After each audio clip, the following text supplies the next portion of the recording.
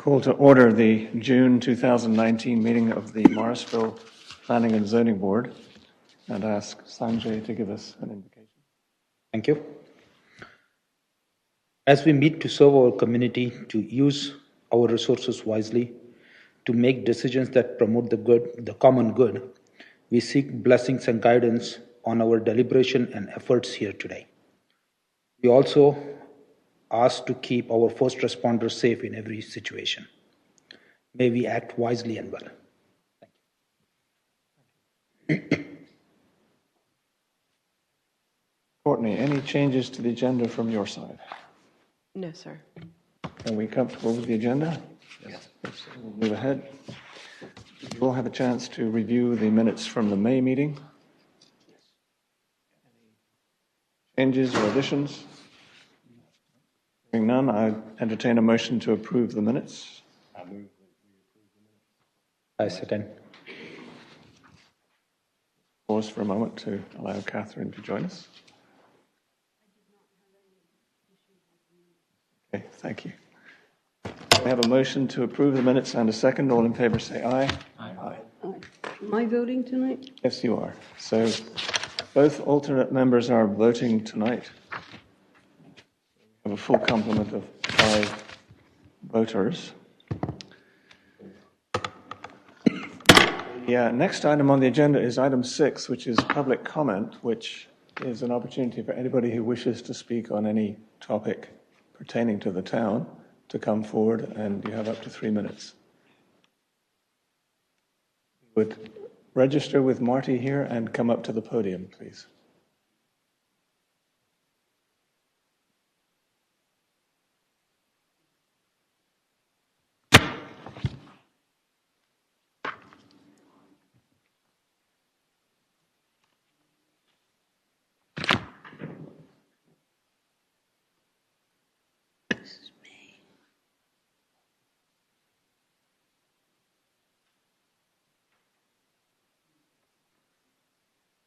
So if you could just, for the record, give us your name and address, please. My name is Brian Chong, and I live on 104 Road. And my concern is that with the weather storm going on, some of the neighbors are starting to zone.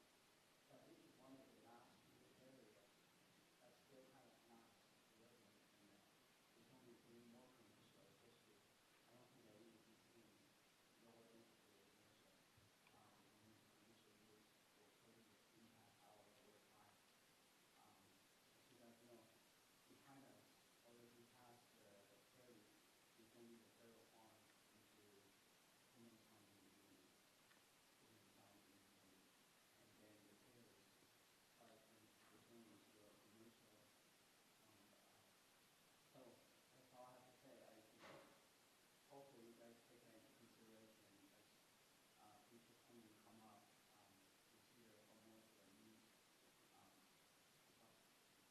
Thank you. Anybody else like to speak in our public comment session?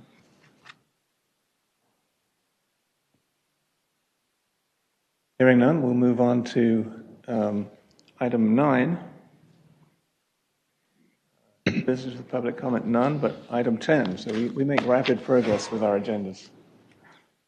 Natalie, if you would introduce this one, please.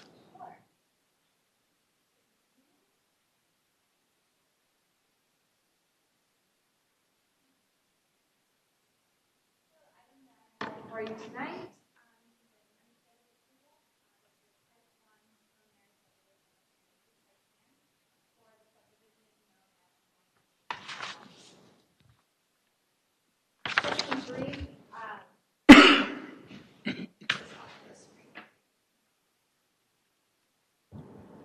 Oh, sorry.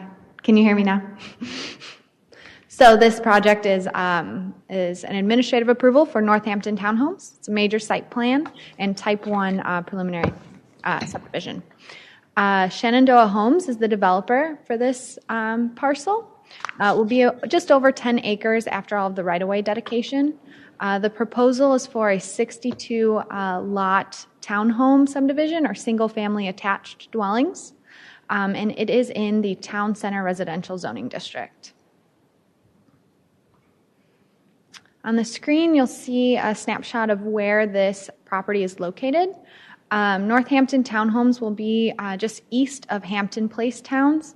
That project was approved in January of 2018, and that's a 49-unit single-family attached subdivision.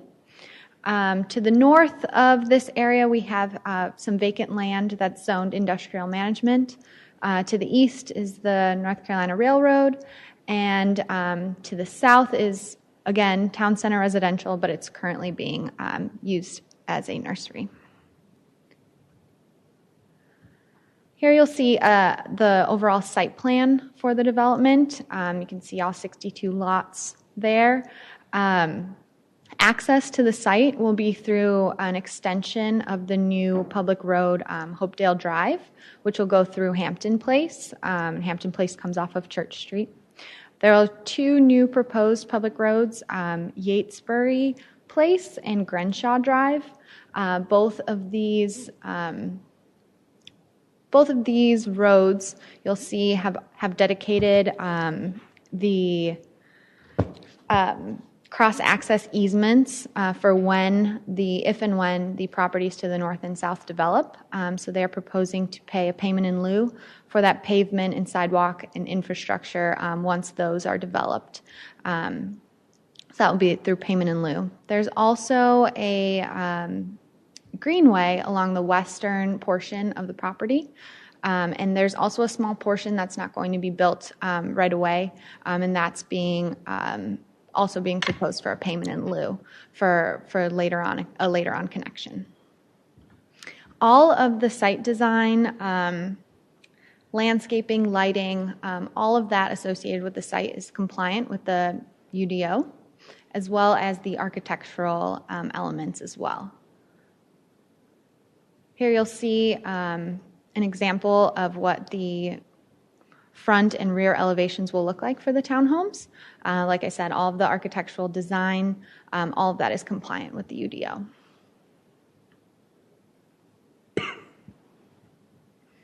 There will be a parkland payment in lieu dedicated, and that is an amount that is calculated per lot. There are 62 total lots. And then for the school impact, there's a Wake County student calculator that's specific to Morrisville, and that calculator estimates that there are 39 school-age children that will come out of this development. And based on the school assignments for 2019-2020, those school-age children would go to Cedar Fork Elementary, West Cary Middle, and Panther Creek High. This is just informational and is subject to change once this is constructed. Staff is recommending approval of this Type 1 subdivision, preliminary plat, and major site plan. This is because it's compliant with the UDO. We do, however, recommend 2 conditions be placed on the approval, and that the first is in regards to the payment in lieu of construction of those portions of Grenshaw Drive, Yatesbury Place, and the Greenway. And then the second condition is for the parkland payment in lieu. The Planning and Zoning Board has 3 options of action tonight. The first is to approve the application as it's been submitted. The second is to recommend approval with additional conditions in order to meet the requirements of the UDO. And then the third would be to recommend denial of application if there are any standards set forth in the UDO that you believe are not met. And here I have the resolution on the screen for you. But we'll go back to the site plan if there are any questions, and I'll invite the developer team to introduce themselves and be available for any questions as well. Thank you, Natalie.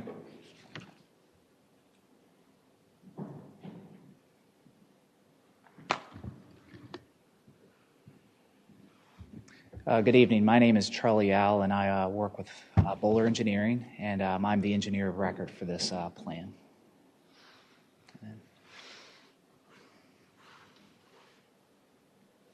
I'm David Stallings and the owner of Shenandoah Homes. Thank you, gentlemen. I have a number of questions, but I'm going to start with Sanjay.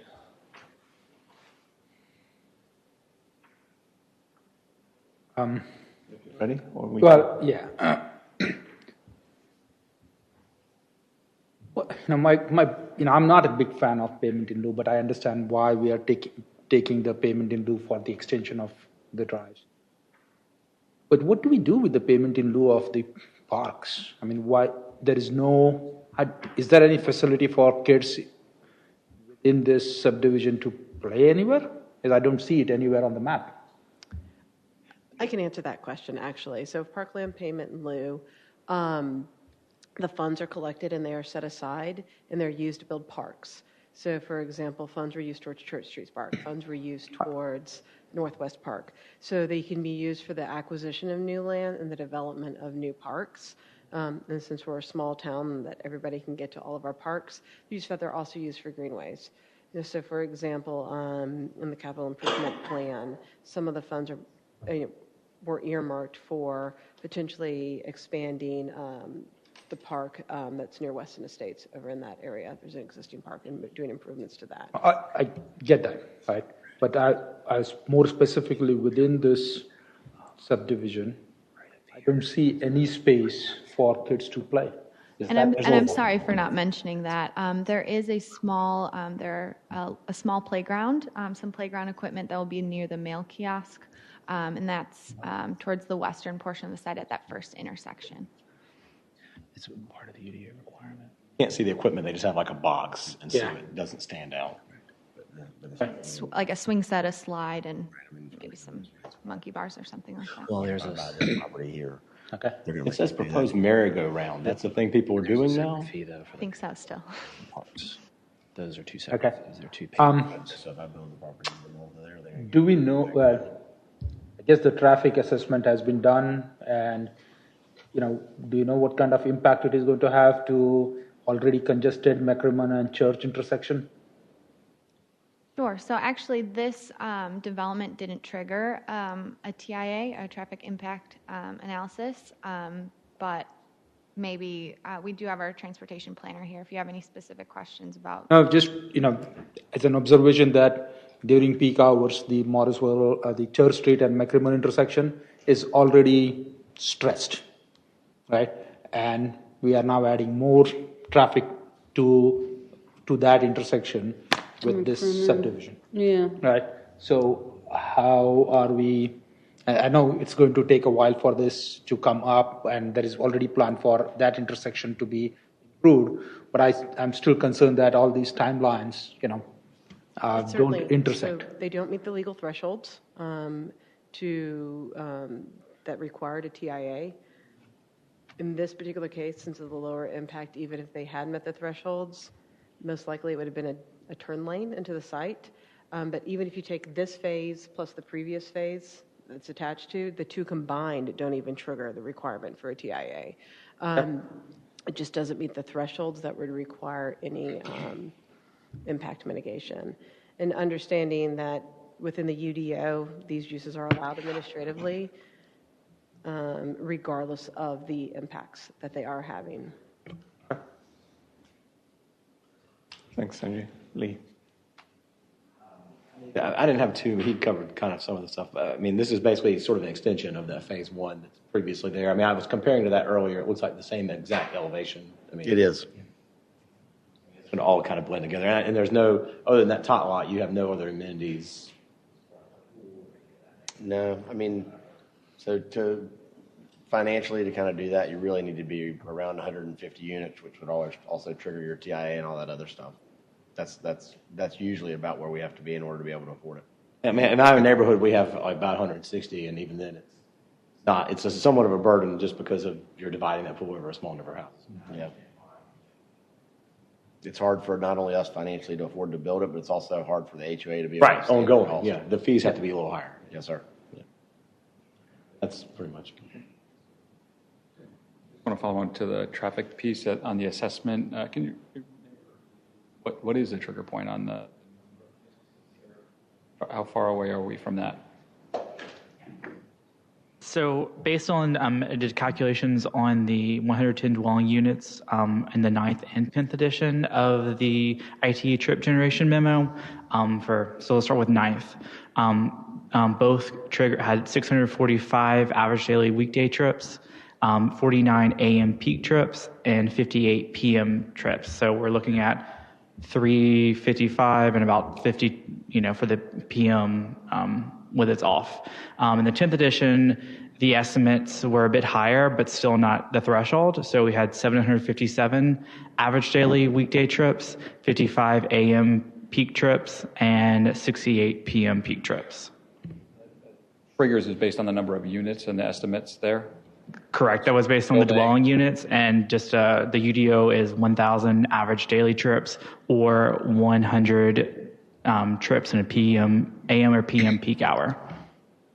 So it's not based on the number of units per se, it's based on the trips that come from that calculation. Correct.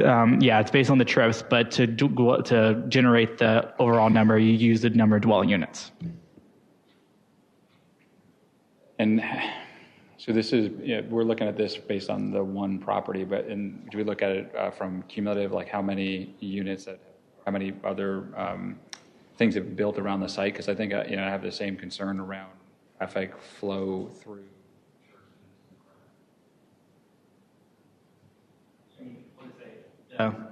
The numbers I just said were included both phases. So again, not the overall, the adjacent parcels, but considering Northampton and Hampton towns. That include all the work that's happening at McCrimmon and Chapel Hill Road and the future plan work, because getting through that intersection is a pain, and it goes really long time and very short time McCrimmon to turn left. They weren't required to prepare a TIA. If they would have been required, it would have shown the future build out associated with those funding projects. So, I mean that's kind of the short answer to your question.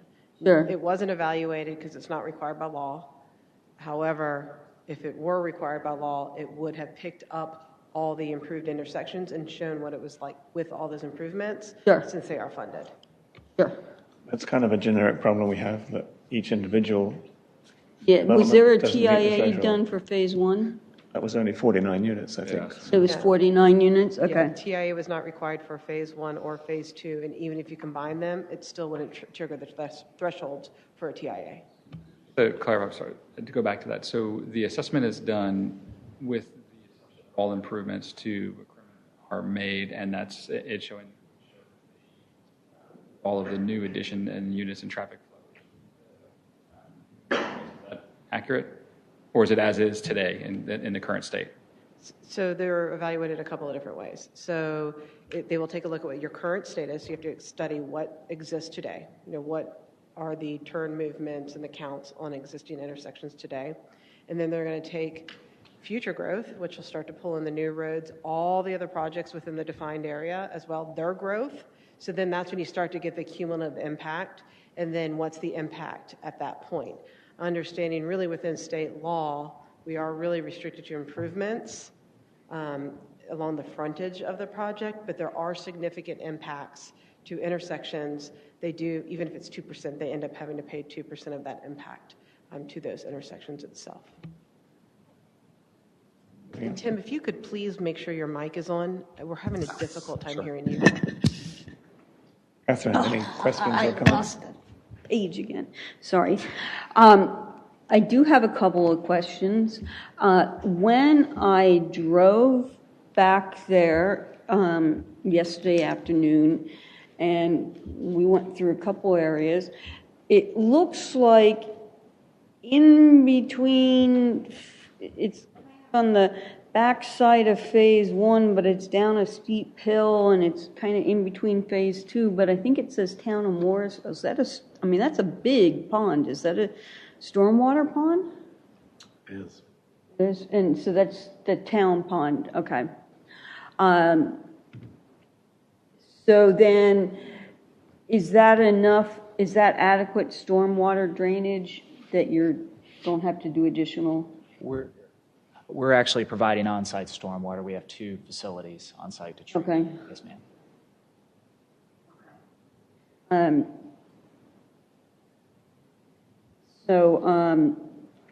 Oh, just on page 18, there's a nice zoning map here of the packet. And so, I'm looking at this one. And the nice color, glossy, it's on page 18 in the Can we packet. bring that up on the screen, Natalie?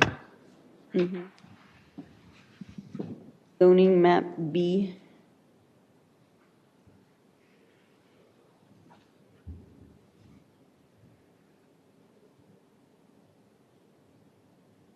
Are you looking just at the, It's zoning How about map that? B.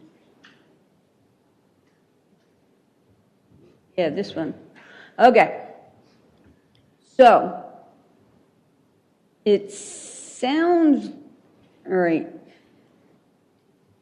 It does indeed look like the Tar Heel Tree lot has been vacant. We're not going to find any, if that plot at some point gets developed by anybody, we're not going to discover bad things. Can't answer that question. Okay. Is this the piece, the purple piece? Yeah, the industrial management. So I've talked to that guy. I figured you're going to be, you or the other people are going to be talking to. Yeah, well, he's just, I think he hung up on me. I mean, he doesn't have any interest. I just said, so I figured I would give him some time. So Sure. I'll probably go try and see him and visit him and see what happens. And I'm not suggesting that, Are you worried about what the uses of his site? I am worried that, well, one, somebody will figure out a way to do an industrial management and get site access. But also, pressure treating lumber, even if they stored it, it could have leached some chemicals. Are you talking environmental issues?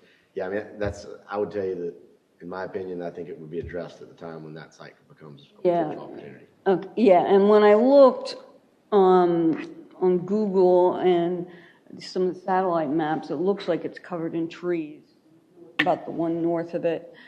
Most of his work is done on the other side of the railroad. Yeah, right. And so since we're talking about railroad,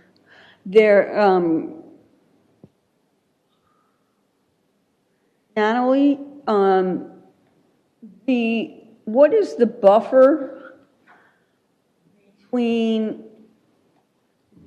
the back of the property and the railroad into their property or easement? I'm looking that up right now for you.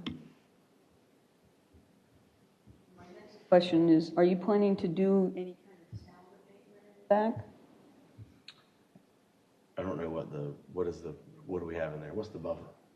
Yeah. And is there a landscape planning requirement? I think right now we're just. I'm still looking it up. Landscaping. Yeah. Railroad's got 50 or 100 feet. Yeah, 100 feet. probably not. I don't know what I could do that I could really, the railroad's going to be loud. Yeah, I know. And that's just kind of what it is. And I think that, the market will dictate if that's an issue and people don't want to be close to that railroad, then they probably won't buy one of my townhomes. 30-foot size easement, or that's on the north of the project, I'm sorry. And then,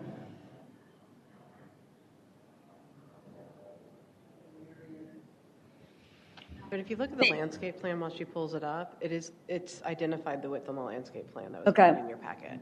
and then,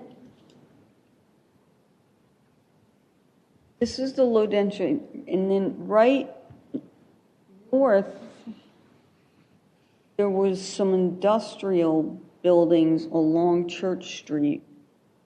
Is that this yellow patch is the houses? That yellow one is actually a commercial building. Okay, it is commercial. It's NICOM and STI in it.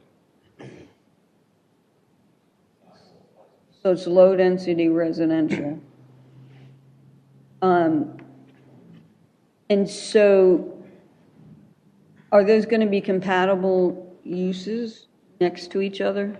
Yes, I mean, it's a commercial site that's located next to it, but there's nothing Yeah, it's a, noxious that but, goes on there. And to answer your question, it's a type A buffer, Yeah. 30 foot in width, option 2, and it looks like it's primarily, there's going to be some substitution of vegetation there, but there's a fair amount of existing vegetation that's mature that will be used.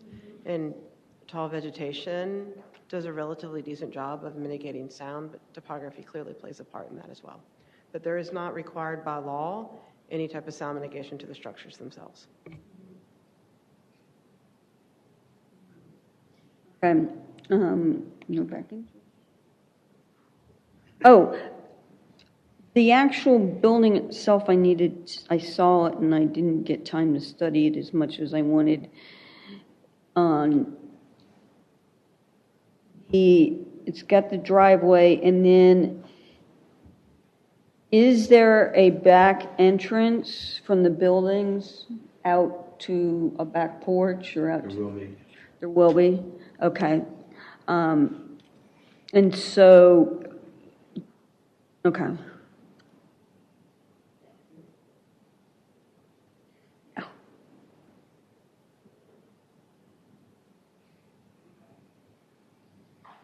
This is actually a really good looking product. It is. About how large are the units? If I remember correctly, I want to say they're about 1,800 square feet. Option for like a finished third floor? Yes, sir. And that does affect square footage. And I don't know if 1,800 was I think that does include the option.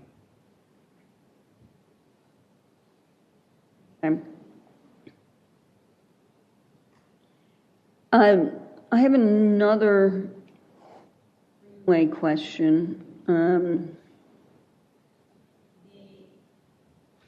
Did I see in some of my paperwork that there was going to be kind of a greenway extension through? Yes, they will be building the portion of Greenway that's located on their site. That's in accordance with the adopted plans, which include the future Greenway plan. So they will be constructing that. There's a small portion that they can't construct due to a stream crossing. But outside of that, they will be constructing the entire thing and providing payment in lieu for the portions that's not physically possible to construct.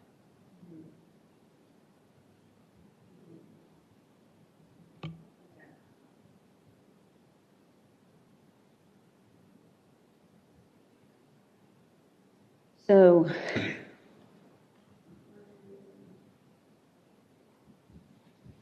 So while you're thinking there, Catherine, could we bring up the site plan again, Natalie? Sorry to. Oh, thank you. Quick. Any other questions? I do have one other question, if I may.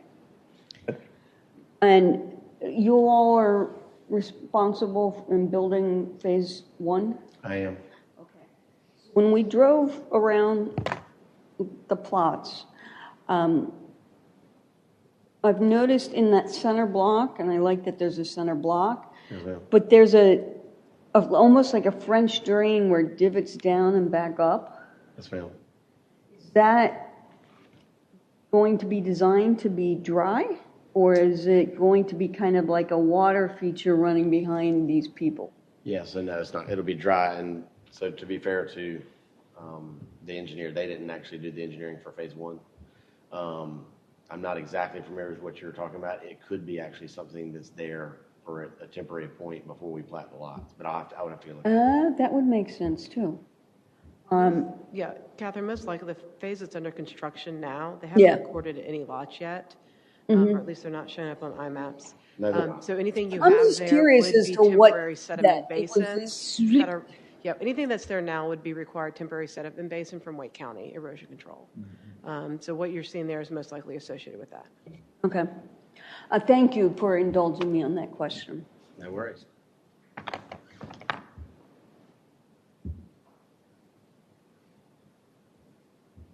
I think I've done them in. Okay, thanks, Catherine. Okay. So I had to look up my notes from when you were here last, which was December 2017. Yes, sir. And it seems like just a couple of months ago, but that's the nature of getting older, I guess. I would tell you that it's felt like a long time for me. So I know we gave you a little bit of a grilling then, and some of the items we brought up were school bus safety. Yes, sir. think you've addressed that, I believe. Yeah. That there's a turnout or possibility for the school bus to actually stop off Yes, the road. there is a turn lane that we're putting in currently right now. I think you can see where the poles are being moved, and I think they're going to put in the curb now. So there's going to be a deceleration lane that should help provide that safety. And the other thing we beat you up on was play space for the kids. And yes, we got the tot lot, and that was our negotiation. Right. So you kind of knew where we would be coming from. Thanks, Sanjay. Yep. As I look at that lot, it's a really challenging site for you. It has been. I applaud you for being able to continue, because I think the other thing that we had to do because of fire safety was you have to have sprinkler systems. We do, yes, sir. Because we should get the fire safety inspection tomorrow. So that will make all the waters there, has enough pressure and everything for the sprinkler units to be put in. So while I'm thinking along safety, one of your other challenges is that topography. I mean, the land really drops off towards that stream. Yes, sir. And you have a retaining wall to the north of your stormwater retention pond. Yes, sir. Which is pretty high. There's a fence on that, or there's a fence going on that wall. Stated my question. Yes, So sir. we're not going to lose too many children tumbling into the retention pond. I do not want that on my conscience ever. Very good, very good.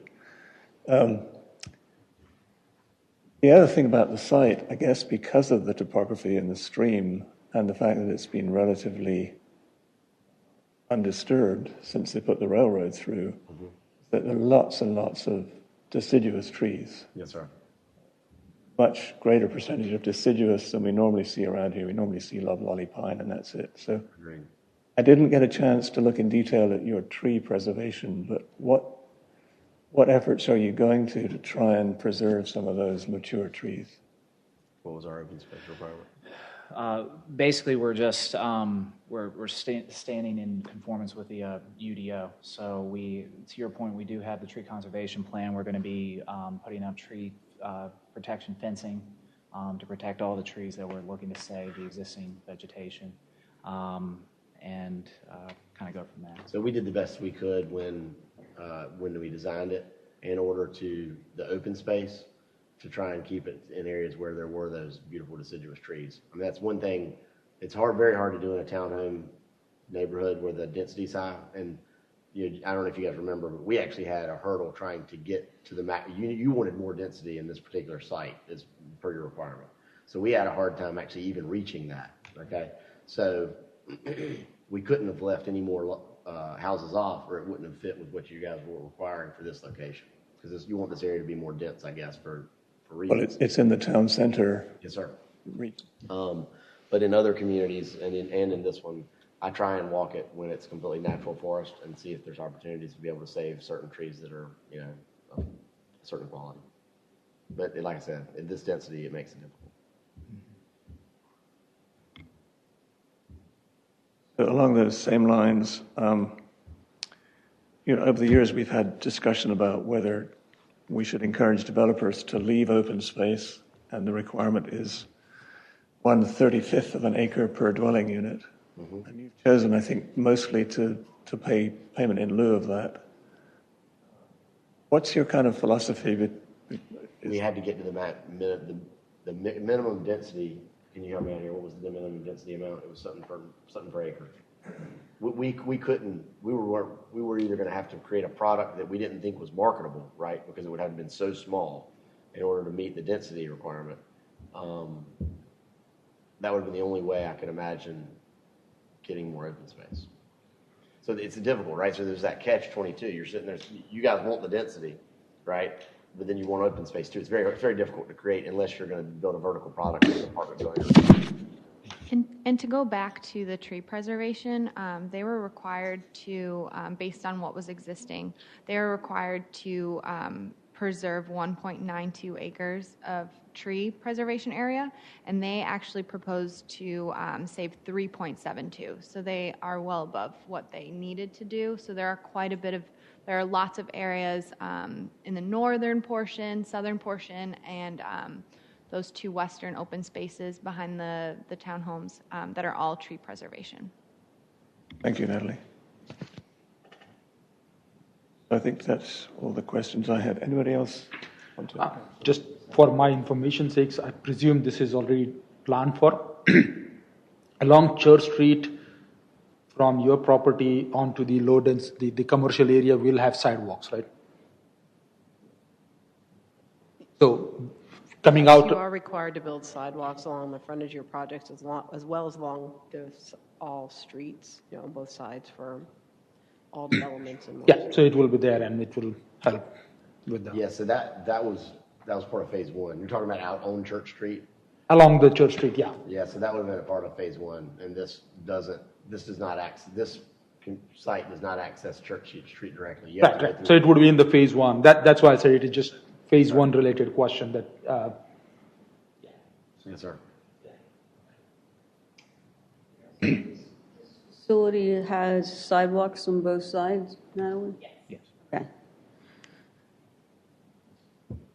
Right, well, I think we're ready for a motion if somebody would like to pose a motion. I asked the hard questions. Could you go to the motions page, please? Here, I'll pull something up for you. I got it. Oh, awesome. Okay. So, with Resolution 2019-132-0, is that a 0 or an O? 0. 0. For the town council approving type 1 preliminary subdivision plat and major site plan for Northampton Town's Home to be located on the east side of Church Street between, I'm reading essentially here. I feel that I propose the motion that says the Planning and Zoning Board recommends to Town Council that this project be approved, subject with the following conditions, 1 and 2 outlined on page 1 at the bottom of page 1 of the motion. And it looks like we do not need a consistency statement.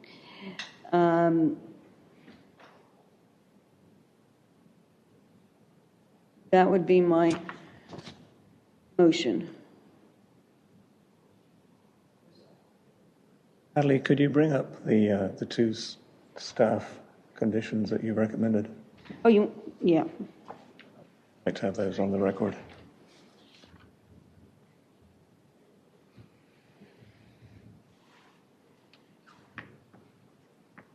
So those are the two conditions that you're describing in your motion. So we have a motion recommending approval. Do I have a second? Second. Question of the motion? All in favor say aye. Aye. Motion is carried. Gentlemen. Thank you all for your consideration and time.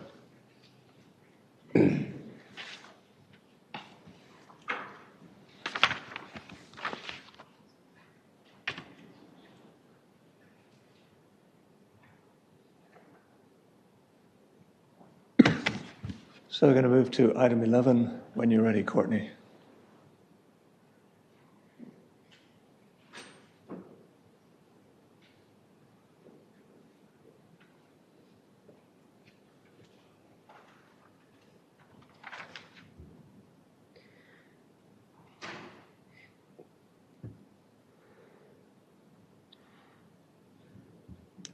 Good evening.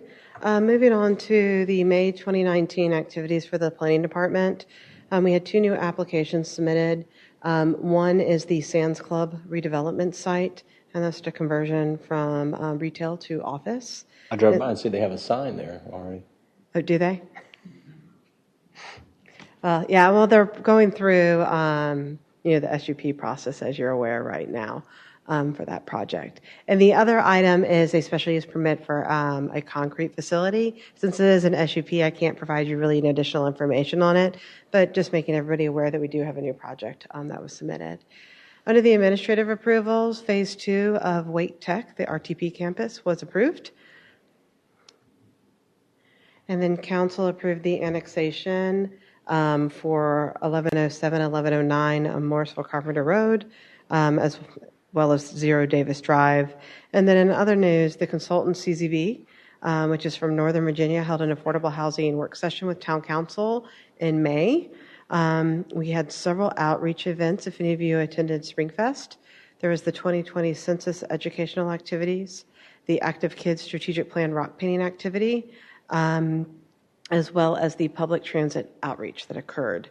And then we also held our second annual Developers Forum, and this is really an opportunity for us to give the development community an update on what we're working on that could impact their processes, for example, the sign code.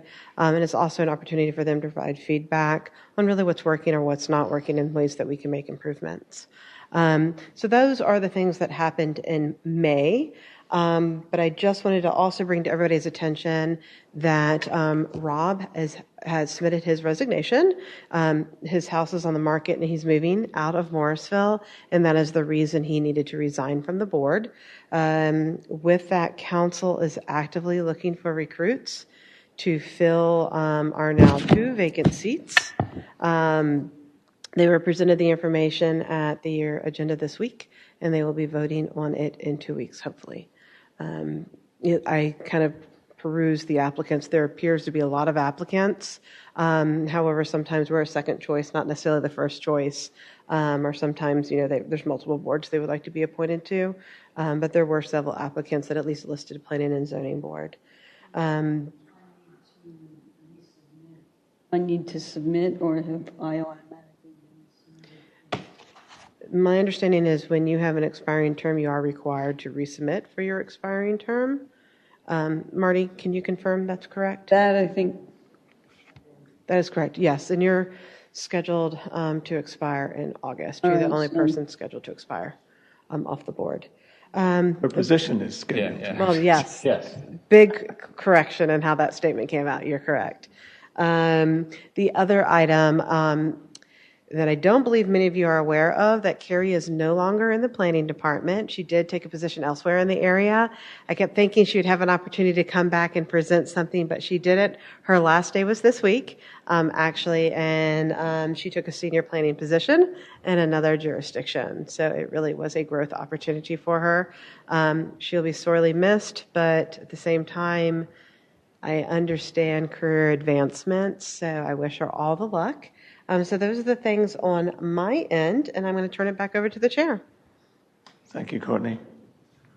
Well, right off the bat, it's a shame that we didn't get an opportunity to wish her well, and you had groomed her and developed her, and now, of course, somebody else has the fortune of snapping her up. See her, please. And I'm sure we'll run into each other probably sooner rather than later. So. Comments? Catherine, let's start with you this time. I like the circle, although my husband's already gone towards home. Oh, the roundabout, you mean? Yeah, the roundabout. So it's nice to see that come to fruition.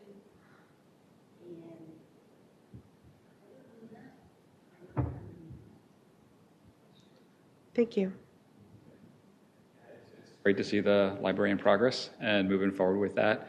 I think I also would echo that the traffic circle is fantastic. It's already starting to, I see slowing folks down on Town Hall Drive and getting that. That's a great thing. The other comment I would make is as we think about these projects, I think the developer in this case did a really good job.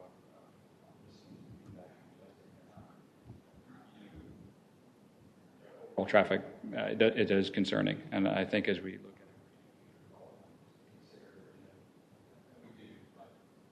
near-term, long-term impacts of that and the pain points that get us, especially around certain areas.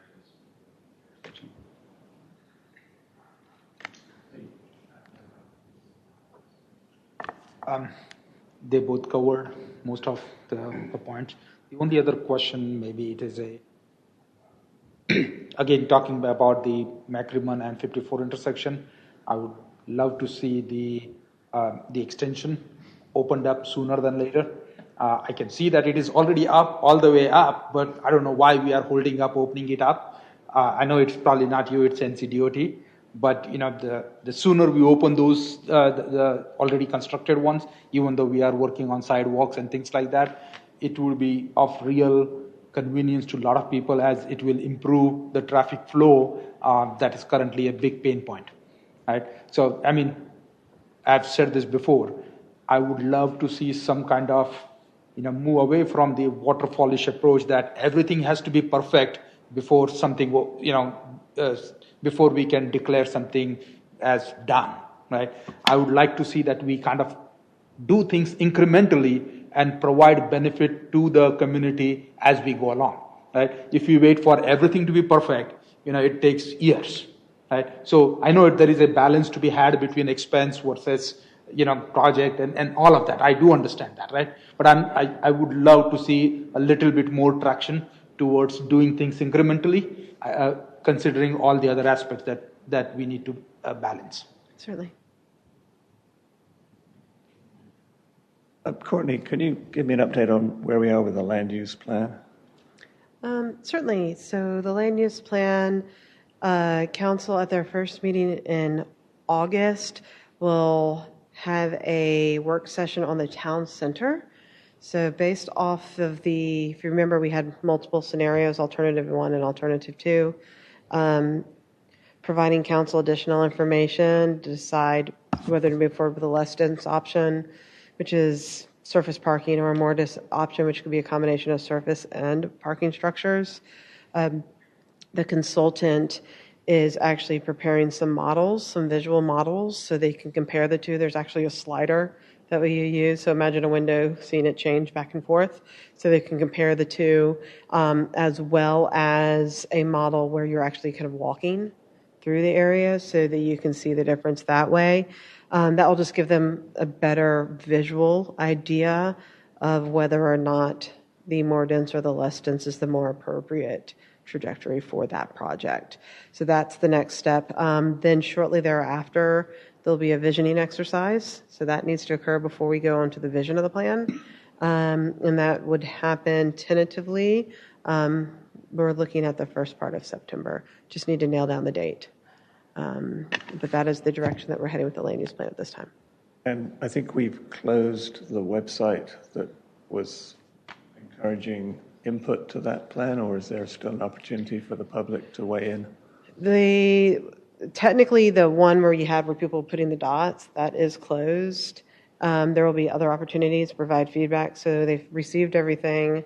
They kind of close that off so they can start developing the vision, the goals, which is really kind of the next phase, and start developing the map as well, including all the town, not just the sub areas. And so you have to kind of shut that off at one point, so you can start repairing that, and then you'll open feedback up again once certain drafts are in place.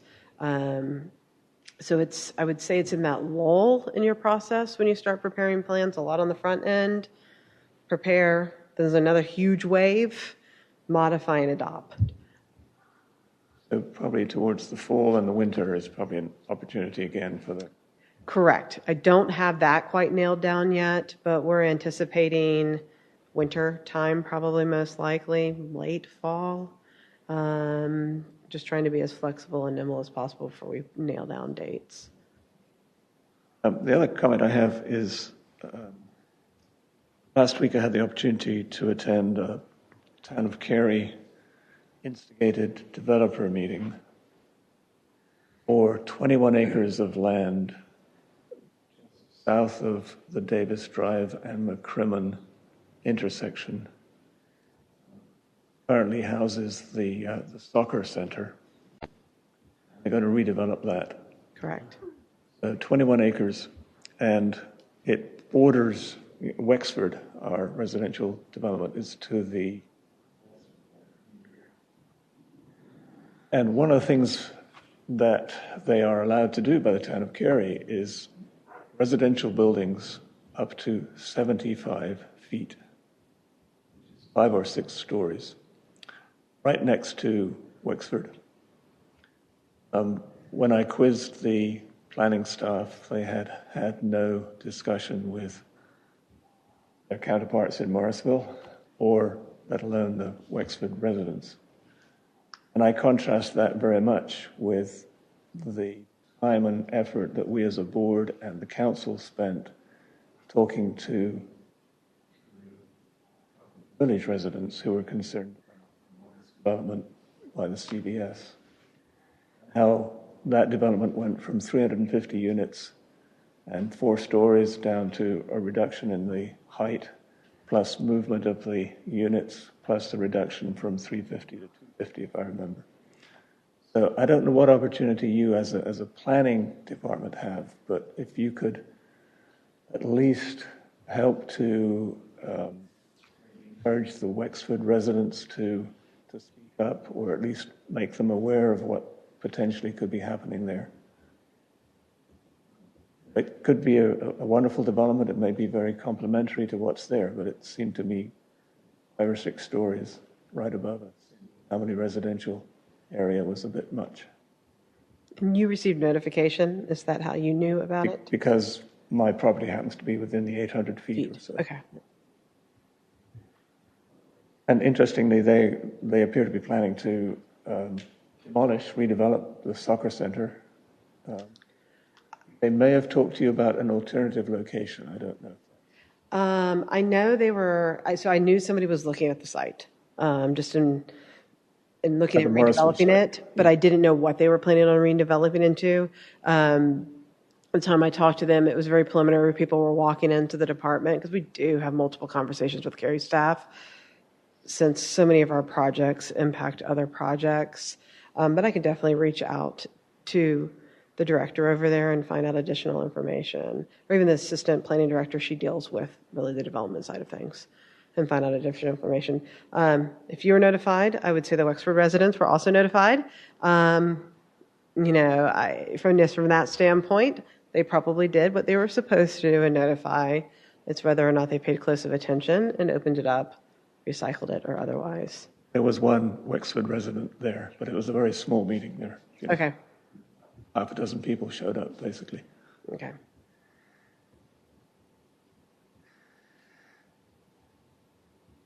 So that was it from board comments, I think.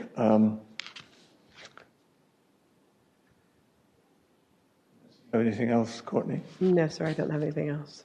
I think we're ready for item 15. For adjournment? Any discussion of that motion? Not. All in favor say aye. Aye. We're adjourned. Thank you.